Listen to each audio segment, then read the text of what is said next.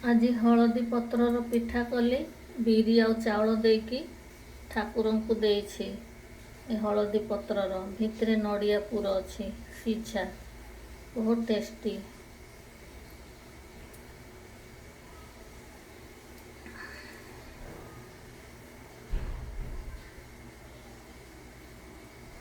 एते हलदी गछ एठी हलदी एते बड़ बड़ पत्र ए पत्र गोटे काटिकी सेटा सेथिरे करिछि।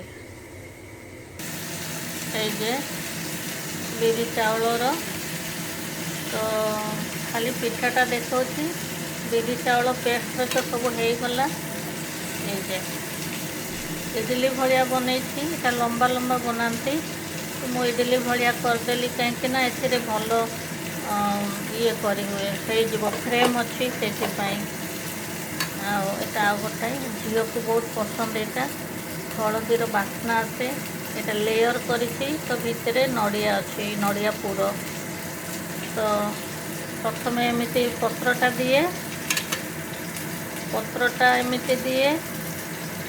एमती पत्रटा दिए कंचा पत्र यहाँ तो सीझी जाइए देखा खाली तापरे से पेस्टा 1 चामच दिए कि 1.5 चामच तापरे पुणी से नड़िया पुरटा ता ऊपर दिए तापरे पुणी 1.5 चामच एटा पेस्टा दे दिए तापरे ताकू पुणी ऊपर आउथरे एमिति ढांकी देकी तापरे डबल ढांका हो गला तले भी अच्छी ऊपर भी अच्छी हलदी पत्र तापरे स्टीम कर दिया जाए। एटा तले भी देछि हलदी पत्रर केतना डांठल तो ता बास्नाटा बढ़िया आसे तो 20 मिनिट स्टीम रे एटा पूरा हो जाए।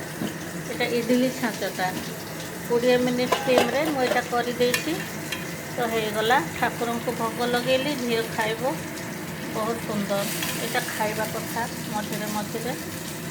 एपटे मोर फूलकोबी भजा चली झोल हम